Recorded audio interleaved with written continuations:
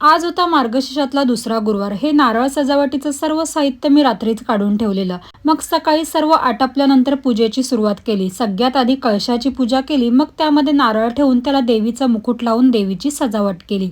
मग सर्वांनी देवीला नमस्कार करून श्री लक्ष्मी महात्म्य वाचलं आणि मग आम्ही देवीची आरती केली. आणि आजच मी कन्यापूजन ठेवलेलं. काही कारणांमुळे मला चौथ्या गुरुवारी पॉसिबल नाहीये, तर आज मी जेवणामध्ये सर्व लहान मुलींच्या आवडीचे मेनू बनवलेले. त्यामध्ये बनवलेला हा मिक्स व्हेजिटेबल पुलाव, यासोबत छोले मसाला, हे मसाला ड्राय मंचुरियन आणि नळ्या फ्राय केलेल्या, प्रसादामध्ये बनवलेला शिरा आणि या पुऱ्या. मग जेवण झाल्यानंतर आम्ही मस्त रेडी झालो आणि गाईसाठी पान काढलेलं ते घेऊन आलो. आधी गाईची पूजा करून घेतली, मग नैवेद्य.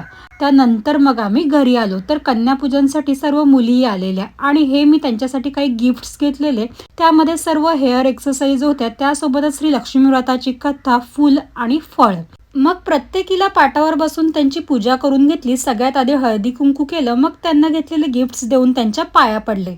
त्या आपल्याकडे श्री लक्ष्मीच्या रूपात येतात. गिफ्ट्स बघून तर त्या सगळ्या खूपच खुश झालेल्या. सगळं झाल्यानंतर त्यांना जेवायला वाढलं. जेवणामध्ये सर्व पदार्थ त्यांच्या आवडीचे होते, तर त्यांना अजूनच मज्जा आलेली. त्यानंतर मग आम्हीही सर्वांनी जेवून घेतलं. असा आजचा दिवस खूप छान गेला.